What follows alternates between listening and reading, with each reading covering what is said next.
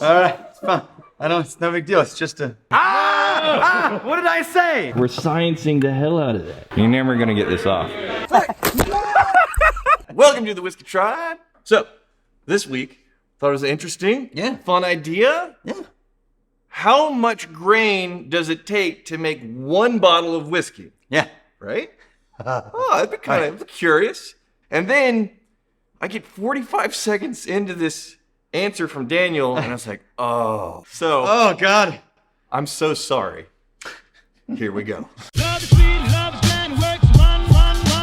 We will get to a point where there is a satisfying, specific answer. Whenever I asked you right out of the gate, how much grain does it take to make a bottle of whiskey, what did you say? I said there's so many variables that I can't answer that question. That is not satisfying at all. No, it's really not. Why is that the case? Let's walk through this step by step. What are... Come on in, Emma. What are the variables? Okay, so all of this comes down to you make alcohol by taking a grain, converting the starches in the grain to sugars, Right. eating the sugar with yeast and converting it to alcohol, Yeah. then distilling it. At every step of that process, any change in those variables Right. completely changes how much grain you need to end up with the final product. It's Chad now. Chad down, yeah. It's Okay. Chad. We got Emma. Things from the inside. That's what we should do. Now it's Chad. Yeah, okay. Got Emma and Chad. There it is. And there it is. Okay. I forgot something at home. Oh my God. To go and Go. I'll be back. That's fine. Sorry. All right, it's fine. It's no big deal. It's just a.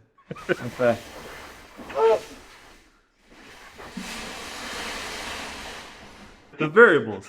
There's so many variables. Oh, yeah. Now, I will say this. Yeah. When we talk about good or bad grain quality, we're talking about outliers that don't usually end up making alcohol. Because most people choose grain inside specific parameters because they know what the results are going to be. So as far as what's possible, yeah, it's all over the map. As far as what's actually used by distilleries to make whiskey, it tends to fall in a pretty expected bandwidth of yield. So the first thing that happens is the yield of a crop, healthy or unhealthy, can change what you finally end up with in starches that can convert to sugars.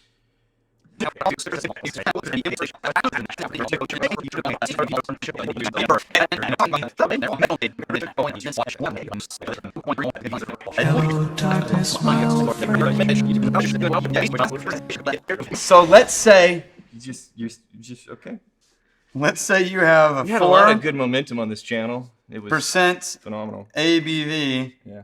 And it's going to take you.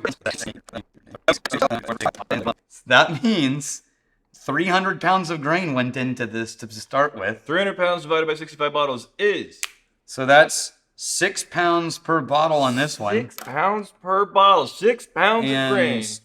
6 pounds of grain. And in this for one, one bottle of whiskey. 4.6 pounds of grain. Okay, so we're already starting to get a range, like a little over 4.5 pounds to 6 pounds of grain, Right. For a 750 milliliter bottle of whiskey. Yeah. Okay. That's very theoretical. Now that everybody has stopped watching the video, can we do a practical demonstration Well, of so- going places and showing things instead of? We actually have real numbers for the single mom barrel that we filled. Okay, let's go to alcohol. Yeah.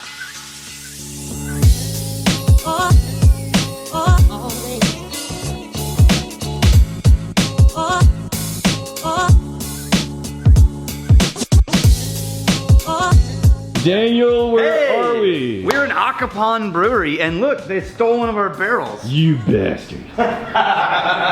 This is Dave from Acapon. Dave is the head brewer. Yes. Acapon Brewery here in Dripping Springs. He also does our wash. Correct. Yeah, because fermentation tanks and things are very expensive.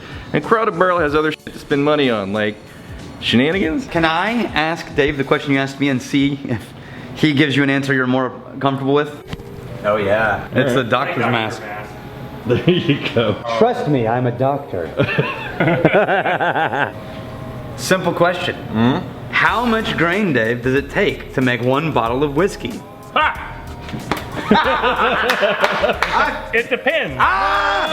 What did I say? That's what I said. That is not satisfying at all. It does. It depends. So what I said was, first starts with whether or not the grain yield in the crop is a quality yield and is going to get you expected amounts of conversion from starch to sugar. Yeah, I mean, it's an agricultural product, so it would vary depending on the time, the year, where it was grown. All those things are factors. So I got that one right, everybody. Correct. Okay, so I feel like I'm in a game show. I would say, survey says. However, next, what you have is the malting process that allows you access to all the starches or enzymes that you drop into corn to have access to convert starches to sugars. It can be done in different ways to produce different kinds of malt, and different malts can produce different yields. Okay, quickly remind people what the malting process even is. What is it doing to the grain? Simply is starting germination of the grain of barley, and then it stops it. They soak the grain, so they're rehydrating the kernels. I think it's up to about 60%, and that varies by maltster, and that's going to impact the yield as well. But starting germination creates these enzymes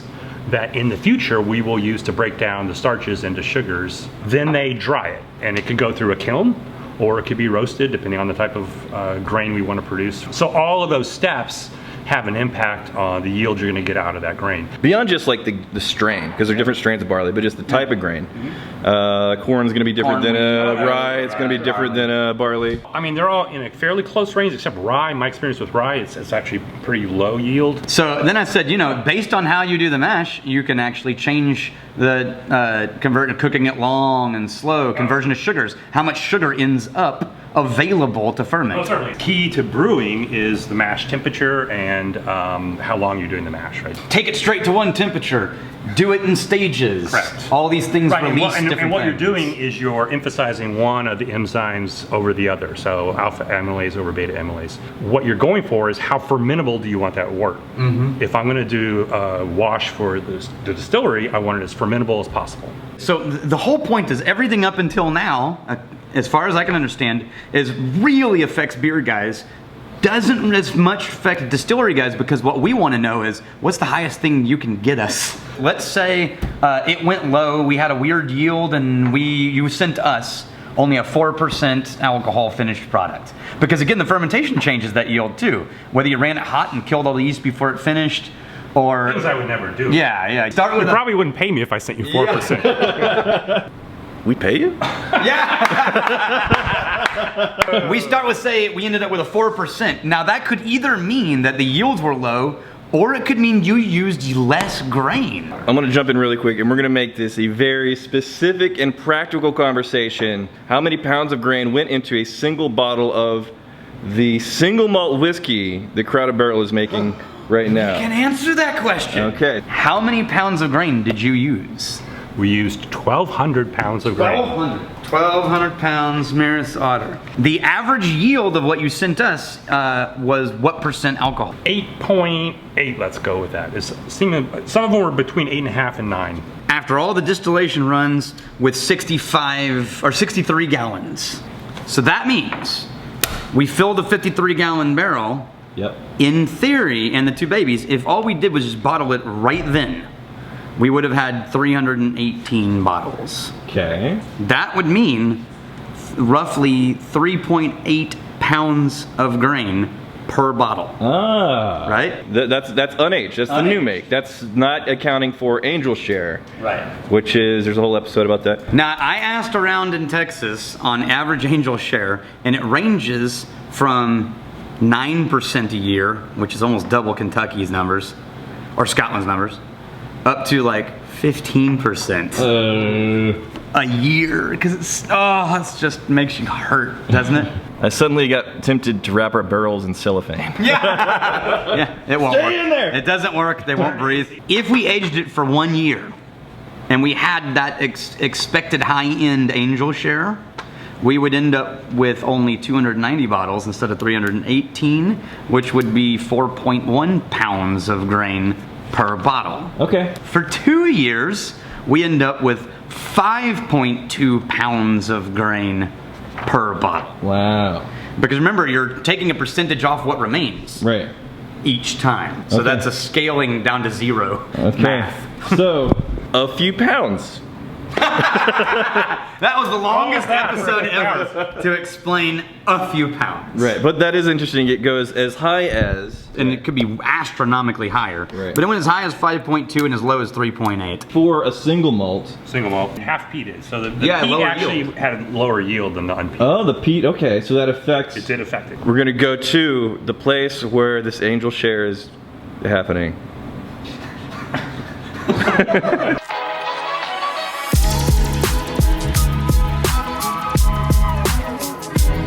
We are in the barrel house right now. I needed a little bit of a practical demonstration here. Well, you know, it's easy to say grain 5 pounds, 150 pounds grain. But what is that really? Yeah. Let's do... How much grain goes into a glass of whiskey? Here's our glass of whiskey. Yes. That's how much grain What? goes into a 2-ounce pour. We're sciencing the hell out of that. Okay. Remember, we're doing our math off of 2-year-old whiskey and angel share, taking our numbers down to 1 bottle of whiskey equals 5.2 pounds of grain. Right. A 750 milliliter bottle is this much grain. And we measured it out with this fancy, and we're doing the cast strength, by the way. A barrel. How about a small barrel? Like, what if we used one of these barrels, we filled it with that amount of whiskey? Yep. That would weigh 138 pounds of grain. We have about half a bag, and then I can't see the bags, Daniel. Can you pick up the bags? Yeah. 1. 2. I can't pick up both of them. Oh, you got it. Here. I got it. You got it. I got it. Hold. This is for the thumbnail. Hold. I gotta get it just right. Oh, God damn it. The focus. Uh-huh. And the exposure, Daniel. Hold on. I gotta adjust the color balance. Yeah. What do you do? 1,200 pounds of grain for a full-size barrel. Yeah. And these are 55 pounds each. 21, almost 22 bags of grain. Yeah, Daniel, we need to take this up a notch. How much whiskey is 1 Emma worth? Good question. In this episode of How Much Whiskey Are You Worth? Weighing in at a sturdy 115 pounds, if Emma were made entirely out of malted barley, she would be worth 22 bottles of whiskey. Straight from the Shire, all 155 pounds of Daniel-flavored malted barley would be worth 30 bottles of whiskey. Weighing in at 219 pounds, this moochy pile of malted barley is worth 42 bottles of whiskey.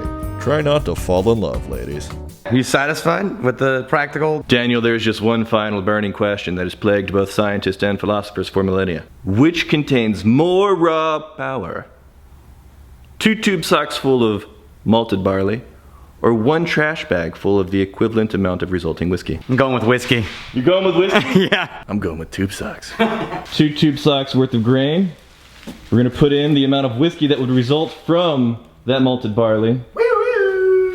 And whichever man knocks off the fancy hat from the other is the true champion. Is this at least budget whiskey? That's soft and delicate. I'm looking forward to the titillating massage you're about to give me. Here, a little warm up. What if I just dip them on your head? Oh, of course, yeah.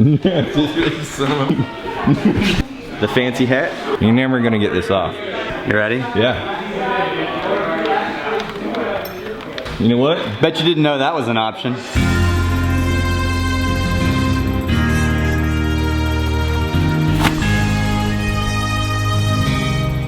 You ready to do this?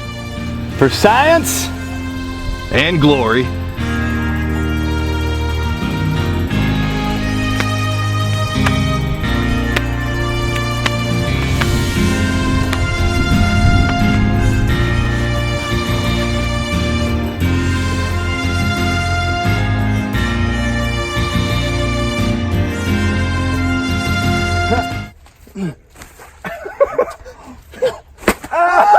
Wait, it's still on!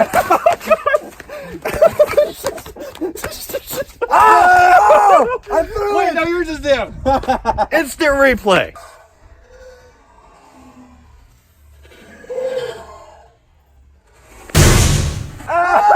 Wait, it's still on!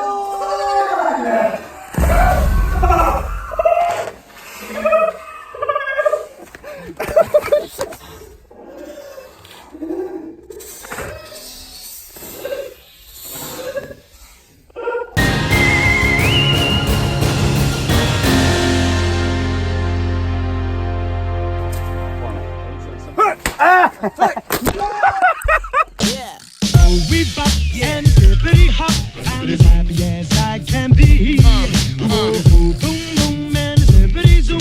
Love is sweet, love is grand, works one. Oh, we bop and hippity hop. I'll never be a millionaire.